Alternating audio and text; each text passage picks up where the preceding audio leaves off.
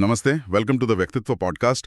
आज हम बात करने वाले हैं ग्रिगोरी रास्पुतिन के बारे में। हाँ, रास्पुतिन एक ऐसा नाम जिसे सुनते ही न जाने कितनी कहानियां दिमाग में आती हैं। रहस्य, साजिश, शाही रूस। बिल्कुल, एक साधारण किसान से जार के महल तक का सफर। कोई उन्हें चमत्कारी संत मानता था तो कोई एकदम शैतान। और यही कंफ्यूजन आज तक है। उनका जीवन, उनकी मौत, सब कुछ मिथकों और विवादों से भरा हुआ है। तो आज हम कोशिश करेंगे कि जो जानकारी हमारे पास है उसके आधार पर इन परतों को थोड़ा खोलें। हाँ, समझने की कोशिश करें कि उनकी कहानी असल में थी क्या, उनका प्रभाव कितना वास्तविक था और क्यों आज भी वो इतने चर्चित हैं। चलिए शुरू करते हैं, बिल्कुल शुरुआत से, उनके बचपन से। ग्रिगोरी येफिमोविच रास्पुतिन जन्म हुआ 1869 में साइबेरिया के एक छोटे से गांव पोक्रोव्स्कोय में। एक आम किसान परिवार। हाँ, पिता येफिम थे, किसान थे और सरकारी कुरियर का भी काम करते थे। बचपन के बारे में वैसे बहुत ज्यादा पक्की जानकारी है नहीं। पढ़े लिखे भी नहीं थे शुरू में। नहीं, जैसे उस जमाने के ज्यादातर साइबेरियाई किसान होते थे। हाँ। बाद में थोड़ी धार्मिक किताबें पढ़ना सीखा। कुछ कहानियां हैं कि बचपन में शरारती थे, थोड़ी बहुत चोरी चकारी, शराब पीना। लेकिन कोई बड़े अपराध का रिकॉर्ड नहीं मिलता, जैसे घोड़े चुराना या ईशन निंदा, जिसके आरोप उन पर बाद में बहुत लगे। नहीं, शुरुआती जीवन में ऐसा कुछ दर्ज नहीं है। 1887 में उनकी शादी भी हुई प्रेस्कोविया डुब्रोविना से। 3 बच्चे हुए जो बड़े हुए, दिमित्री, मारिया और वारवारा। तो एक तरह से सामान्य ग्रामीण जीवन ही लग रहा था। लेकिन फिर अचानक सब बदल गया। करीब 28 साल की उम्र में 1897 के आसपास। हाँ, उनमें धर्म के प्रति एक गहरा रुझान जागा। वो अपना गांव, परिवार सब छोड़कर निकल पड़े तीर्थ यात्रा पर। एक स्ट्रानिक बन गए, मतलब पवित्र घुमक्कड़ या तीर्थ यात्री। इसकी वजह क्या थी, ये साफ है? नहीं, ये साफ नहीं है। कई बातें कही जाती हैं। कोई कहता है वर्जिन मैरी का दर्शन हुआ, कोई कहता है घोड़े चोरी की सजा से बचने के लिए भागे थे, या शायद किसी धर्मशास्त्री से प्रभावित हुए। पता नहीं। तो ये यात्रा शुरू हुई और वेरकुतोरिये के सेंट निकोलस मठ में उनकी मुलाकात हुई स्तारित्स मकारी से। जी। कहते हैं इनका उन पर गहरा असर पड़ा। हाँ, बहुत गहरा। शायद यही उन्होंने थोड़ा पढ़ना लिखना भी सीखा। और जब वो इस यात्रा के बाद गांव लौटे तो लोग उन्हें पहचान नहीं पाए। पूरी तरह बदल गए थे। कैसे बदल गए थे? हुलिया एकदम अस्त व्यस्त, व्यवहार बिल्कुल अलग, शाकाहारी बन गए, शराब छोड़ दी और पहले से कहीं ज्यादा जोश से घंटों तक प्रार्थना और भजन करने लगे। और अगले कुछ साल फिर ऐसे ही घूमते हुए बिताए, पवित्र स्थलों की यात्रा करते हुए। हाँ, देश भर में घूमे, शायद ग्रीस के माउंट एथोस तक भी गए हों। और इस दौरान उनके कुछ अनुयायी भी बनने लगे। पहले तो अपने गांव में ही, ज्यादातर परिवार वाले और किसान। उन्होंने घर के तहखाने में एक छोटी सी चैपल भी बना ली थी ना, जहां वो गुप्त प्रार्थना सभाएं करते थे। हाँ बिल्कुल। और यहीं से वो अजीबोगरीब अफवाहें उड़नी शुरू हुई। जैसे कि महिला अनुयायी हर मीटिंग से पहले उन्हें नहलाती हैं, कि वहां अजीब गाने गाए जाते हैं, और सबसे संगीन आरोप ये कि वो खलिस्ती संप्रदाय से जुड़ गए हैं। खलिस्ती? ये कौन सा संप्रदाय था? ये एक गुप्त पंथ माना जाता था जिसके बारे में यौन कर्मकांड और खुद को कोड़े मारने जैसी भयानक बातें कही जाती थीं। हालांकि ये कहना जरूरी है कि कई बार जांच हुई, पर कभी ये साबित नहीं हुआ कि रास्पुतिन खलिस्ती थे। तो ये अफवाहें थी, पर उनकी ख्याति एक धार्मिक व्यक्ति के तौर पर फैल रही थी। हाँ, 1900 की शुरुआत में साइबेरिया में उनका नाम होने लगा। फिर 1904 या 1905 में वो कजान शहर गए।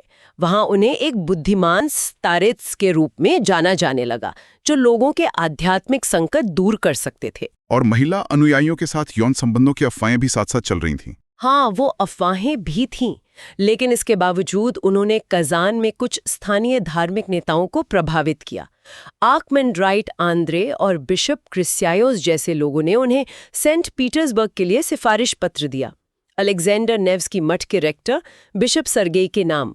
तो यहाँ से रास्ता खुला राजधानी का, सेंट पीटर्सबर्ग का। बिल्कुल।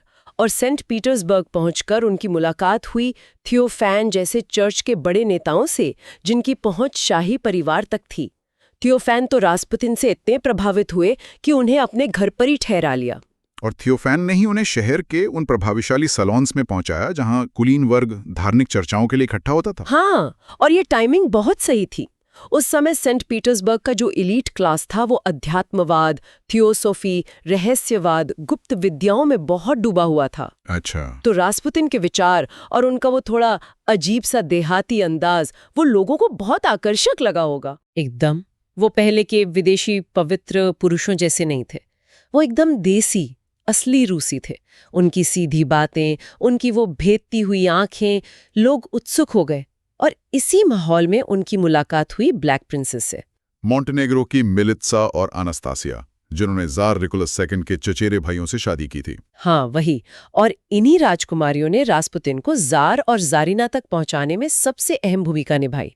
तो आखिरकार 1 नवंबर 1905 को पीटरहॉफ पैलेस में रासपुतिन की जार निकोलस II और जारीना अलेक्जेंड्रा फ्योदोरोवना से पहली मुलाकात हुई। हाँ, और जार ने अपनी डायरी में उस दिन लिखा भी, भगवान के एक आदमी ग्रिगोरी टबोल्स्क प्रांत से परिचय हुआ। शायद उन्हें अंदाजा भी नहीं था कि ये परिचय कितना बड़ा मोड़ लाने वाला है। और इस रिश्ते की नींव को मजबूत किया ज़ारेविच अलेक्सी ने, शाही जोड़े के इकलौते बेटे और वारिस ने। हाँ, अलेक्सेई को हीमोफीलिया था, एक आनुवांशिक बीमारी जिसमें खून बहना बंद नहीं होता।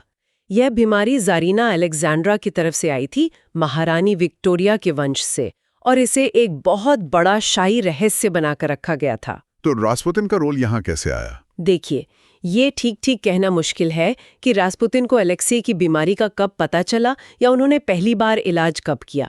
इतिहासकार इस पर एकमत नहीं है, लेकिन लगभग 1906 या 1907 के आसपास से जब भी अलेक्सी को कोई गंभीर ब्लीडिंग एपिसोड होता, रासपुतिन को बुलाया जाने लगा। और कई मौकों पर ऐसा हुआ कि उनके आने या उनकी प्रार्थना के बाद अलेक्सी की हालत सुधर गई। हाँ, और सबसे मशहूर किस्सा है 1912 का, स्पाला वाला। शिकार के दौरान गाड़ी में झटका लगने से अलेक्सी की जांघ और कमर में भयानक रक्तस्राव शुरू हो गया। हालत बहुत ज्यादा बिगड़ गई। डॉक्टरों ने भी उम्मीद छोड़ दी थी। बिल्कुल।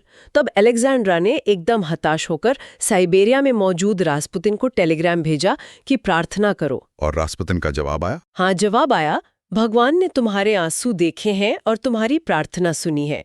दुखी मत हो, छोटा वाला मरेगा नहीं। डॉक्टरों को उसे ज्यादा परेशान न करने दो। इस संदेश से अलेक्जेंड्रा को हिम्मत मिली होगी। बहुत। अगले दिन हालत वैसी ही थी, पर अलेक्जेंड्रा को भरोसा था और उसके अगले दिन चमत्कारिक रूप से खून बहना रुक गया। डॉक्टर भी हैरान रह गए होंगे। हैरान थे। एक डॉक्टर थे SP फिडोरोव। उन्होंने माना कि मेडिकल नजरिए से ये ठीक होना पूरी तरह से समझ से बाहर था। उन्होंने बाद में कहा भी, रासपुतिन आते, मरीज के पास जाते, उसे देखते और थूकते, खून बहना तुरंत रुक जाता। महारानी उन पर भरोसा कैसे न करती। तो ये चमत्कार था क्या असल में? क्या थ्योरीज हैं इसके पीछे? कई थ्योरीज हैं।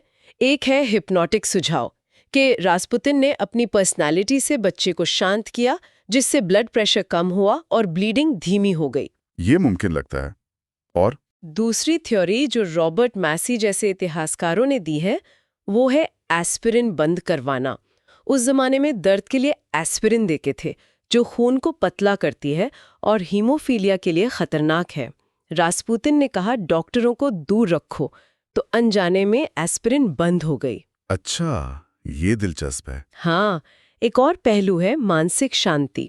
रासपुतिन के आत्मविश्वास को देखकर अलेक्जेंड्रा शांत हुई और माँ की शांति का असर बच्चे पर भी पड़ा।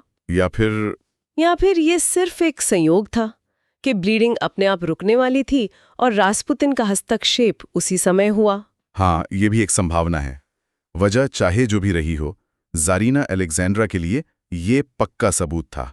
उन्हें पूरा यकीन हो गया कि रासपुतिन भगवान के भेजे हुए दूत हैं और अलेक्सी की जिंदगी उन्हीं पर निर्भर है। और इसी विश्वास ने रासपुतिन को शाही परिवार के अंदर अभूतपूर्व शक्ति दे दी। बिल्कुल। और सिर्फ जारीना और अलेक्सी ही नहीं, चारों ग्रैंड डचेसेस ओल्गा, ततियाना, मारिया, अनास्तासिया, उनको भी यही सिखाया गया था कि रासपुतिन हमारे दोस्त हैं। वो उनके साथ काफी सहज थीं।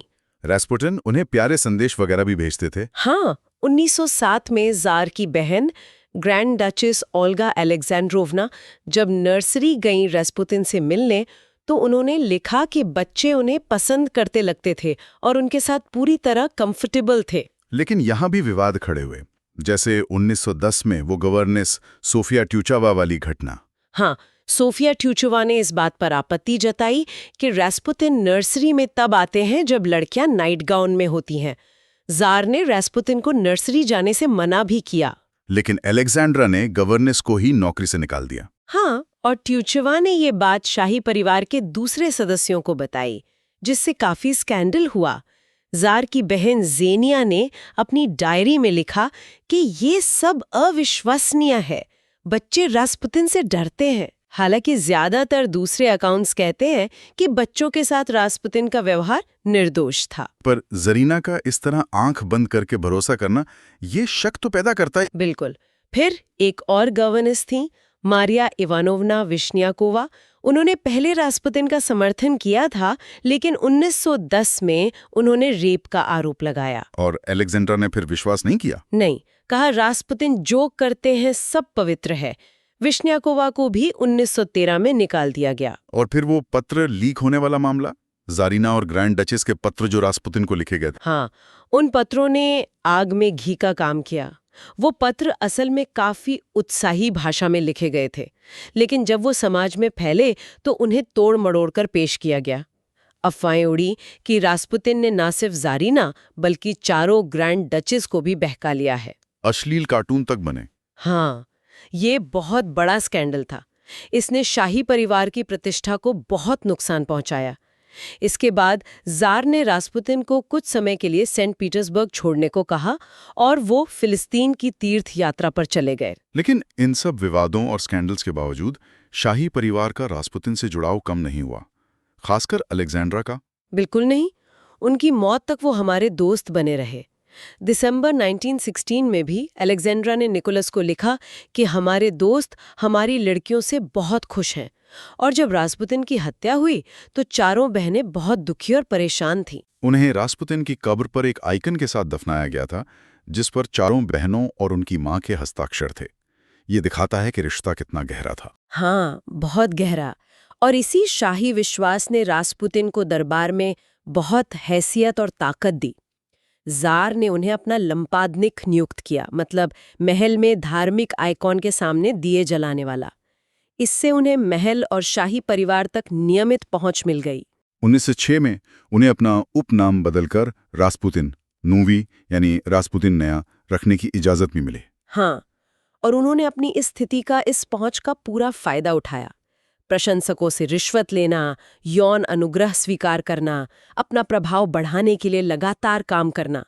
वो जल्द ही एक बेहद विवादास्पद व्यक्ति बन गए। उन पर धार्मिक पाखंड, बलात्कार, जार पर गलत राजनीतिक प्रभाव डालने, यहाँ तक कि जारीना के साथ अफेयर तक के आरोप लगने लगे। रूढ़िवादी चर्च के अंदर भी उनका विरोध बढ़ने लगा। उनके अपने गांव पोखरिस्कोए की पादरी उन्हें विधर्मी कहने लगे। टोबोल्स्क के बिशप ने जांच शुरू की। सरकार में भी विरोध था।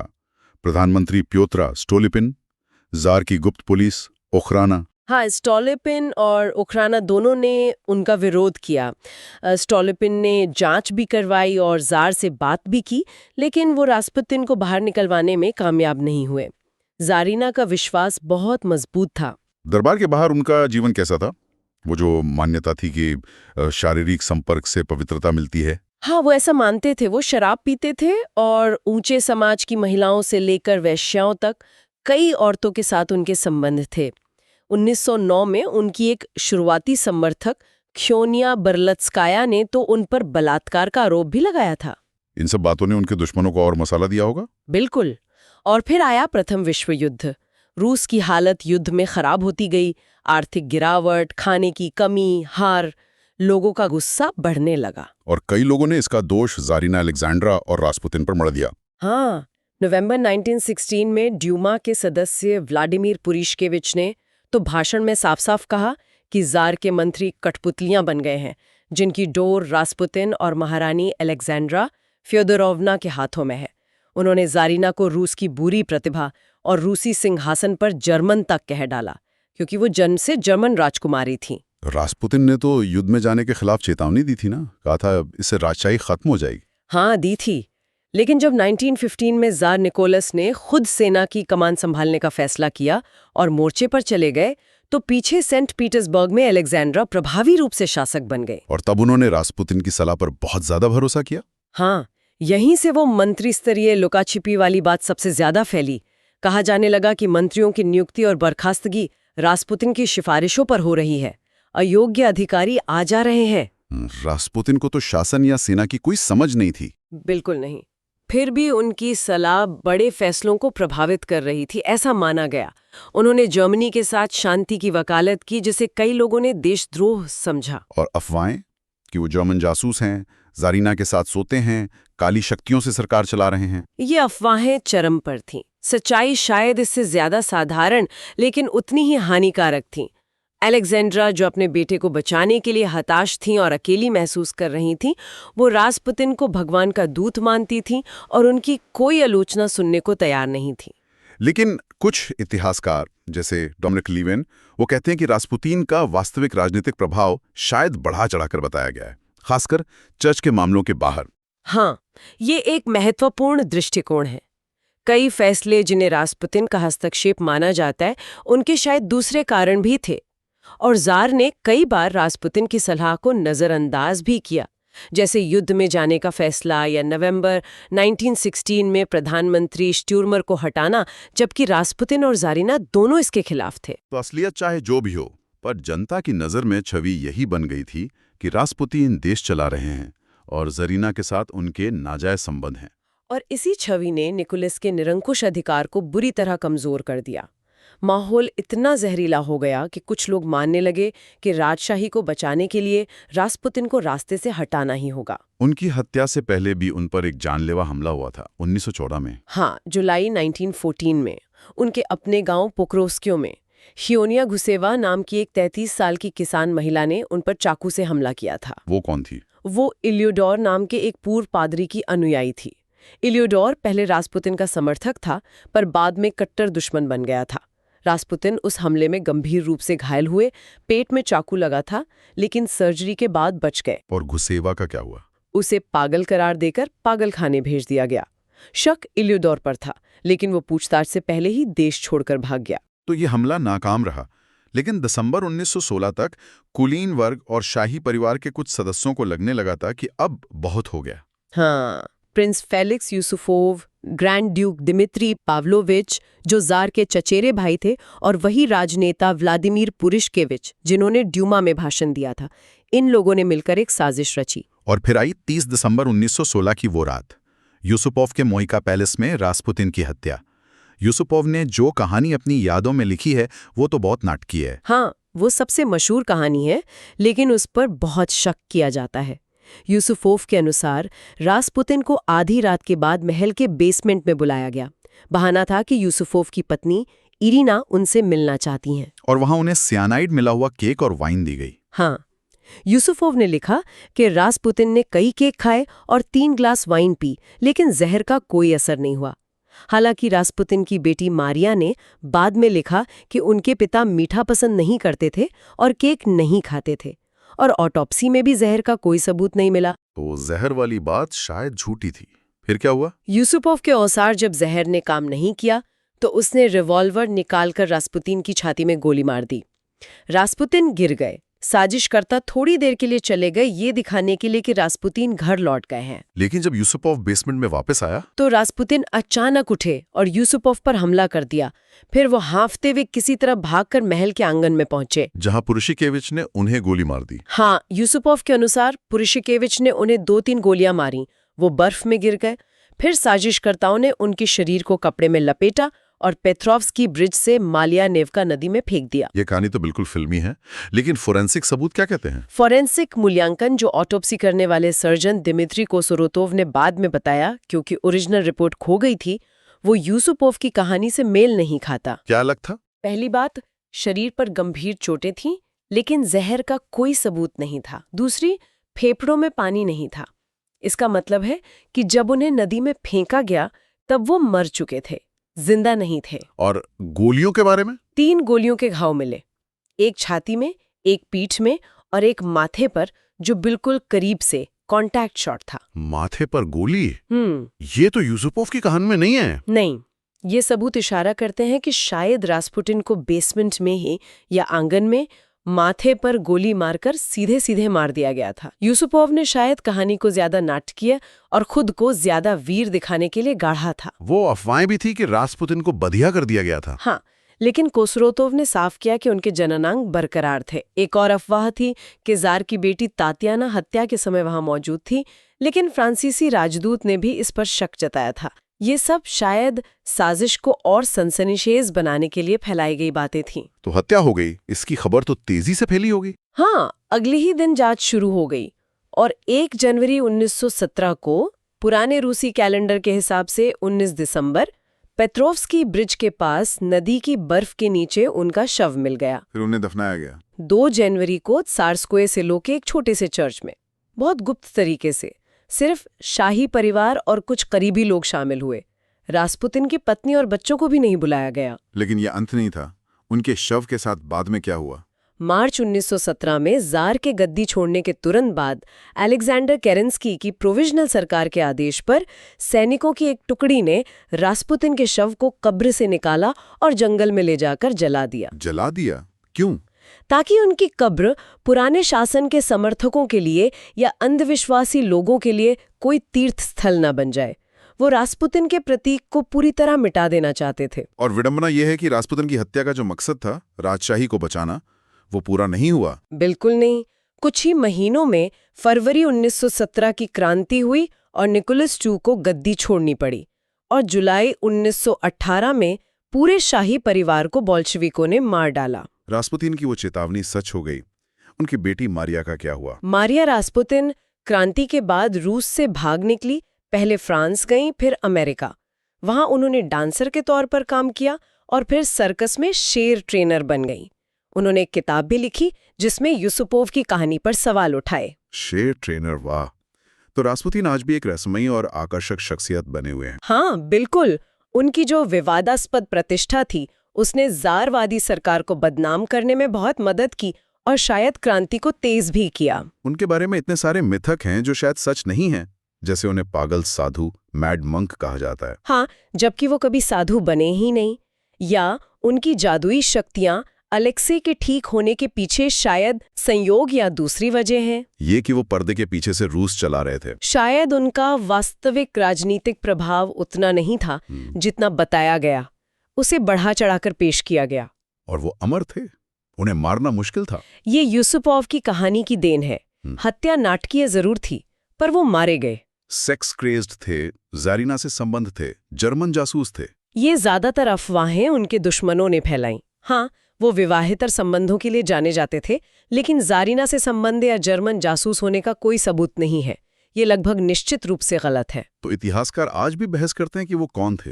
एक चालाक धोखेबाज जिसने जारीना की मजबूरी का फायदा उठाया, या फिर वो बड़े पैमाने पर जो व्यवस्था विफल हो रही थी उसके लिए एक बलि का बकरा बन गए? या क्या वो सचमुच एक धार्मिक व्यक्ति थे जो अपनी ही मानवीय कमजोरियों और दरबार की साजिशों का शिकार हो गए? शायद इन सब में थोड़ी थोड़ी सच्चाई है। वो एक बहुत ही जटिल, मल्टीलेयर्ड कैरेक्टर थे जो इतिहास के एक बेहद नाजुक मोड़ पर सत्ता के इतने करीब पहुंच गए। बॉनी एम का वो गाना तो शायद सबने सुना होगा। हाँ, रा रा Rasputin, lover of the Russian queen. वो छवि ऐतिहासिक सच्चाई से बहुत दूर है, लेकिन ये दिखाती है कि उनकी कहानी में आज भी कितनी दिलचस्पी है। तो रास्पुटिन की कहानी वाकई कई सवाल छोड़ जाती है। एक अनपढ़ किसान जो निरंकुश सत्ता के बिल्कुल केंद्र तक पहुंच गया। उनकी कहानी हमें दिखाती है कि कैसे व्यक्तिगत त्रासदी और राजनीति का टकराव कितना खतरनाक हो सकता है, कैसे हताशा इंसान के फैसले लेने की क्षमता को धुंधला कर सकती है, और कैसे साधारण पृष्ठभूमि के लोग भी अनजाने में दुनिया के इतिहास को मोड़ देते हैं। शायद उनकी सबसे बड़ी त्रासदी यही थी कि एक पीड़ित बच्चे की मदद करने की उनकी इच्छा उन ताकतों से उलझ गई जिन्हें वो समझ नहीं पाए, और अंत में उसी परिवार के विनाश में योगदान दिया जिसे वो शायद बचाना चाहते थे। एक अंतिम विचार श्रोताओं के लिए छोड़ा जा सकता है। रासपुतिन एक इनिग्मा यानी पहेली क्यों बने हुए हैं? क्या वो सिर्फ सही वक्त पर गलत जगह थे, या उनकी कहानी निरंकुशता की कमजोरियों, विश्वास की ताकत और एक ढहते हुए साम्राज्य के डर और भ्रम के बारे में कुछ ज्यादा गहरा बताती है? सोचने वाली बात है। Okay, so we hope you liked our today's discussion. For more such discussions, subscribe to our channel Vyaktitva, The Epic Tales. धन्यवाद।